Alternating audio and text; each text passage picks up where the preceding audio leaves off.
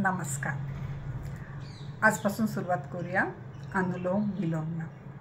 अनुलोम विलोम करताना सुरुवात पहिल्यांदा उजवी नाकपुडी उजव्या हाताच्या अंगठ्याने बंद करायची आहे.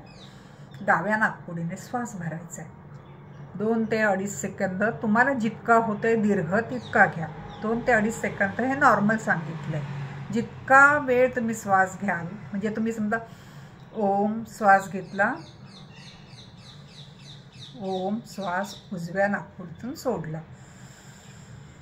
आता त्याच उजव्या नाकपुडीतून ओम भरला, ओम सोडला.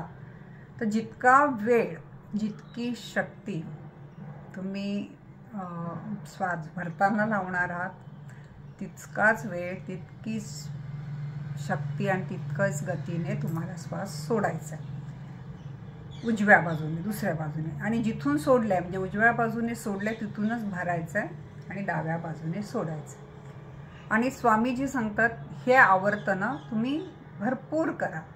म्हणजे तुम्हाला एक आवर्तनाला जर तुम्ही 2 सेकंद श्वास भरला, 2 सेकंद सोडला, 2 सेकंद भरला आणि 2 सेकंद सोडला, तर एका आवर्तनाला 8 सेकंद लागतील. तर प्रत्येकाच्या भरण्याच्या आणि गतीवर तुम्हाला एक आवर्तनाला वेळ लागेल. 2.5 सेकंदाचा असेल तर तुम्हाला 10 सेकंद एका आवर्तनाला लागेल. 3 सेकंदाचा असेल तर 12 सेकंद एका आवर्तनाला लागेल. अशा प्रकारे तुम्ही हळूहळू आवर्तने वाढवत जायची. पहिल्यांदा लक्षात ठेवा, बसायची पद्धत. तुम्हाला ज्या आसनामध्ये बसता येतं त्या आसनात बसा. पद्मासन, वज्रासन, दंडासन, अगदी काही नाही तर खुर्चीवर बसा. आणि एक करायचं आहे, पाठ टिकवायची नाही भिंतीला, आणि रीढ की हड्डी सरळ. तुमचा माकडहाड एकदम सरळ असेल, मान सरळ असेल, डोळे बंद असतील, चेहऱ्यावर हलकासा हसू, हलकासा हसू पाहिजे. एक लक्षात ठेवायचं आहे, बाहेर जाणारा श्वास तुमच्या हाताला स्पर्श करता कामा नये. कारण तुम्ही आत घेता तर श्वास काय असतो, थंडगार, आणि बाहेर सोडता येतो काय असतो, गरम, आणि त्याच्यामध्ये तुमच्या शरीरातले विकार भरलेले आहेत. तोच तुमच्या हाताला लागायला लागला तर काय होणार, तो पुन्हा पटकन तुमच्या भरण्यामध्ये, तुमच्या शरीरामध्ये जाणार. तर लक्षात ठेवा, बाहेर जाणारी दूषित हवा, दूषित श्वास, उश्वास तुमच्या हाताला स्पर्श न करता निघून जायला पाहिजे. तुम्ही हात कसा ठेवाल मग, त्याच्यासाठी एक सोपा उपाय आहे. तुम्ही एखादं खुर्चीचा जर हँडल बिंडल असेल तर खुर्चीच्या हँडलवर हा हात असा ठेवला तर तुम्हाला श्वास घ्या, हात वरती जातो. तेही नाही झालं तर तुम्ही एक पाय उचलून ठेवलात, त्याचा आधार घेतलात,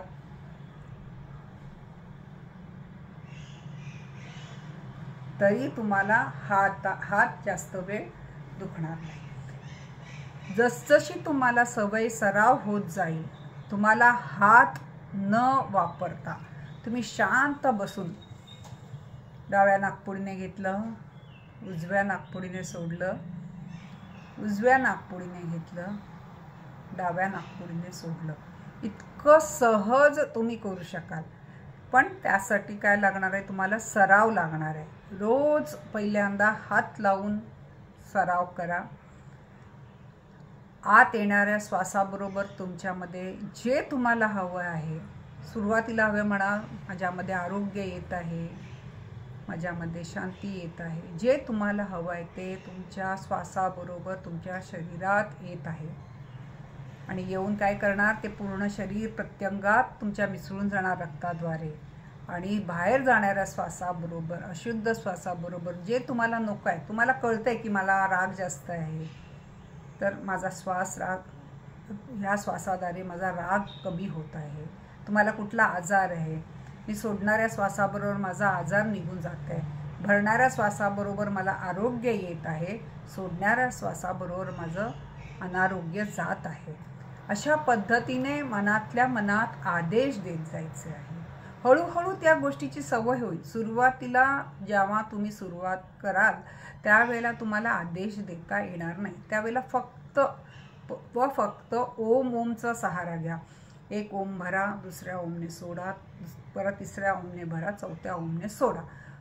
तसं करा. मग एकदा सवय झाल्यावर गायत्री मंत्र वगैरे लावा. 4 चरण असतात गायत्री मंत्रीला. ओम भूर्भुवस्वः तस्य वितुर्वरेण्य सोडा, भर्गो देवस्य धीमहि भरा, धियो यो नः प्रचोदयात् सोडा. अशा पद्धतीने एखादा मंत्र लावून ठेवा. एखादं गाणंही लावा. गाण्याचं पण बघा बहुतेक 4 पालुपदामध्ये असतं, तर बरोबर तुम्हाला वेळ चांगली परफेक्ट होणार. कारण गाण्यामध्ये, लयीमध्ये, मंत्रामध्ये एक लय असते ना, त्या लयीमध्येच तुमचं होणार. जेवढा वेळ भरला तेवढा वेळ उलट्या बाजूने सोडला, दुसरा वेळ त्याच बाजूने भरला आणि तिसऱ्या बाजूने सोडला. आपण ह्याचे आता हळूहळू फायदे कसं वाढवायचं हे पुढच्या वेळेला बघू. आपण माझं ऐकता त्याबद्दल मी तुमची खूप आभारी आहे.